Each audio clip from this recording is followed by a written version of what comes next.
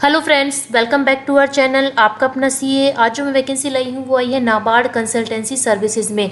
तो जो हमारी नाबार्ड है और जो रूरल डेवलपमेंट और एग्रीकल्चर के फील्ड में जो लीडिंग कंसल्टेंसी ऑर्गेनाइजेशंस हैं उनकी होली ओन्ड कंपनी है नाबार्ड कंसल्टेंसी सर्विसेज।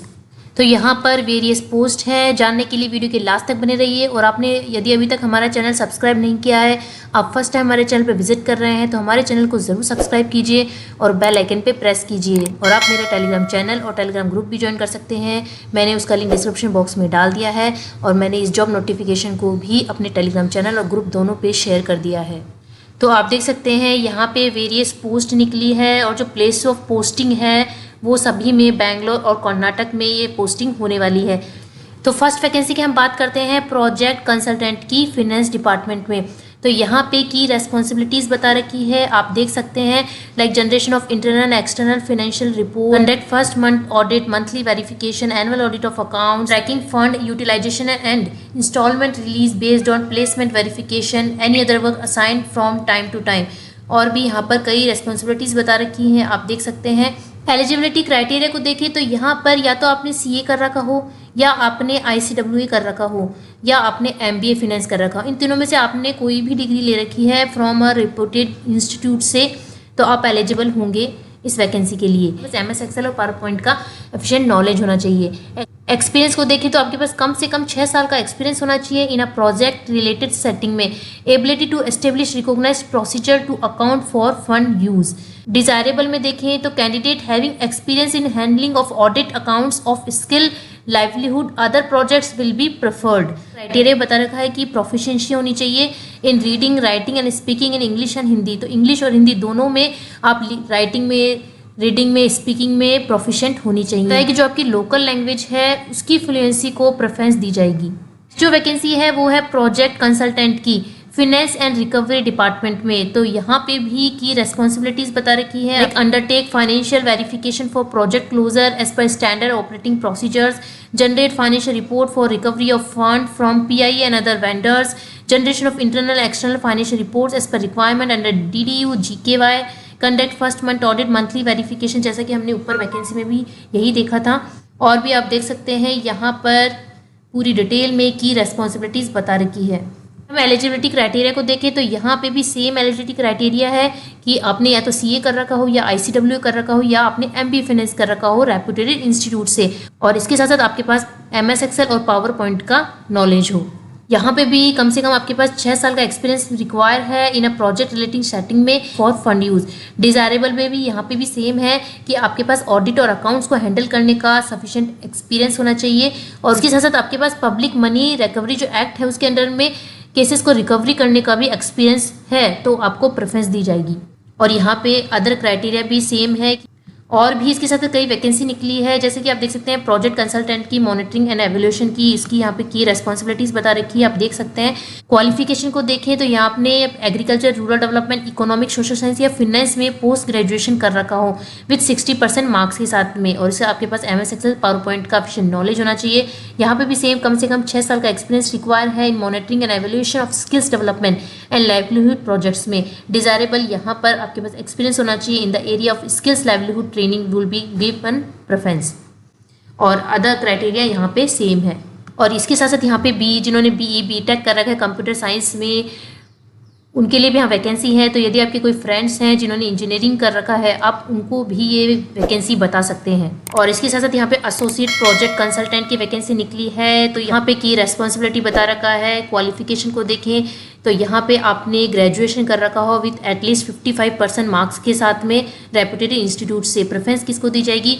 यहाँ पे आपने मास्टर डिग्री ले रखी हो मैनेजमेंट में, एग्रीकल्चर में, इकोनॉमिक्स में, सोशल साइंस में, इंजीनियरिंग में मास्टर डिग्री ले रखी है तो आपको प्रेफरेंस दी जाएगी, और आपके पास एमएस एक्सेल और पावर पॉइंट का एफिशिएंट नॉलेज हो।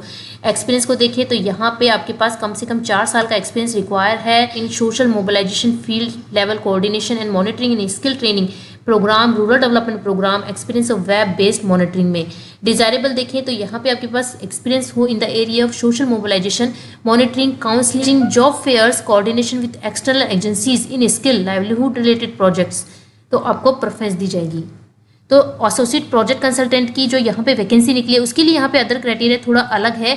यहाँ पे पता है proficiency in reading writing speaking of Kannada, तो कन्नड़ा की जो लैंग्वेज है उसकी रीडिंग राइटिंग और स्पीकिंग में आप प्रोफिशिएंट हो। एज लिमिट की बात करें तो जो हमारे पे सभी जो वैकेंसी निकली सभी के लिए 35 ईयर्स है, लेकिन यहाँ पे जो स्टेट कोऑर्डिनेटर की वैकेंसी निकली है उनके लिए यहाँ पे मैक्सिमम एज लिमिट 45 ईयर्स है।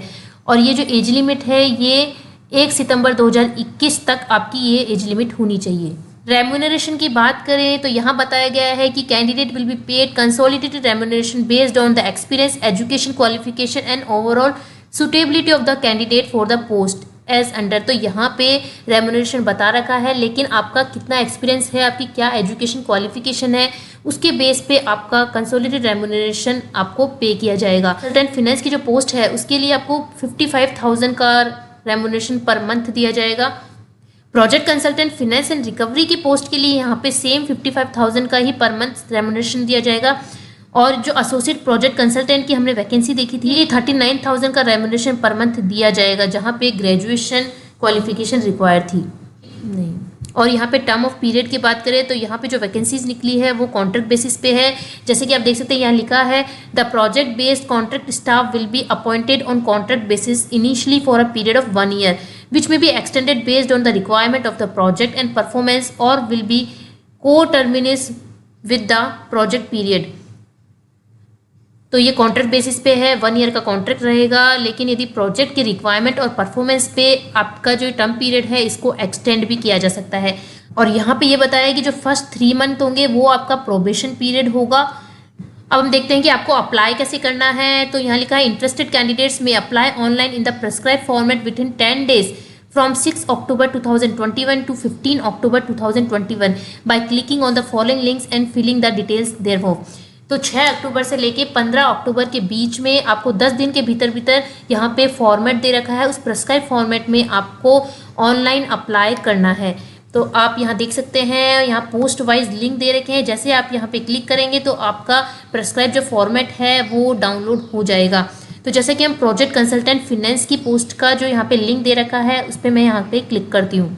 जैसे मैंने यहाँ पे क्लिक किया तो आपको यहाँ पे गूगल फॉर्म के थ्रू यहाँ पे आपको डिटेल देनी है। तो आपका नाम, आपका जेंडर, आपकी डेट ऑफ बर्थ, आपकी क्या एज है, आप किस कैटेगरी में आते हैं, आपका एड्रेस, आपका permanent address, then mobile number, then email ID, then इसी तरह से आपको 7 स्टेप में अपनी यहाँ पे पूरी डिटेल फिल करनी है। यहाँ पे ये बताया है कि in case the above link does not work you may also copy and paste the link in your web browser and fill the detail.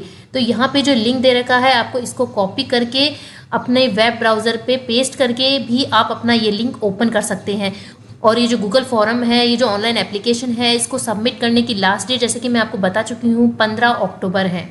Selection criteria को देखें तो यहाँ बता रखा है कि only shortlisted candidate will be called for the interview and may also be assessed for their writing skills and Excel proficiency. तो यहाँ पे इंटरव्यू के बेस पे आपका सिलेक्शन होगा और आपकी जो राइटिंग स्किल्स है, एक्सेल प्रोफिशिएंसी को भी असेस किया जा सकता है।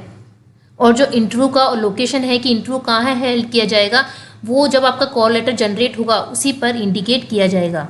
15 अक्टूबर के बाद इस गूगल फॉर्म को फिल करते हैं तो आपकी जो एप्लीकेशन है उसको एंटरटेन्ड नहीं किया जाएगा, उसको रिजेक्ट कर दिया जाएगा। तो मैंने इस जॉब नोटिफिकेशन को अपने टेलीग्राम चैनल और टेलीग्राम ग्रुप दोनों पे शेयर कर दिया है।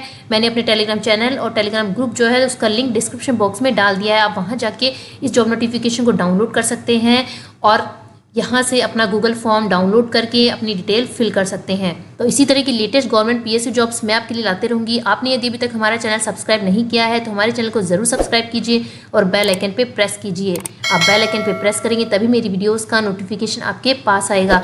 और मैं इसके साथ साथ जीएसटी इनकम टैक्स के अपडेट्स पे भी वीडियो बनाती हूँ। जीएसटी इनकम टैक्स की रिटर्न्स की जो फाइलिंग होती है उन पर वीडियो बनाती हूँ। उन वीडियोज़ को भी आप देखिए क्योंकि वो भी आपके फील्ड से रिलेटेड है, जिससे आप रेगुलरली अपने फील्ड में अपडेट रहें। और आप इस जॉब नोटिफिकेशन को जिन्होंने इंजीनियरिंग कर रखा है, जिन्होंने एग्रीकल्चर फील्ड में पोस्ट ग्रेजुएशन कर रखा है, सभी को आप मेरा जॉब नोटिफिकेशन शेयर कर सकते हैं जिससे वो भी अप्लाई कर सकें। तो मिलते हैं इसी तरह की एक नई वीडियो के साथ। Thank you.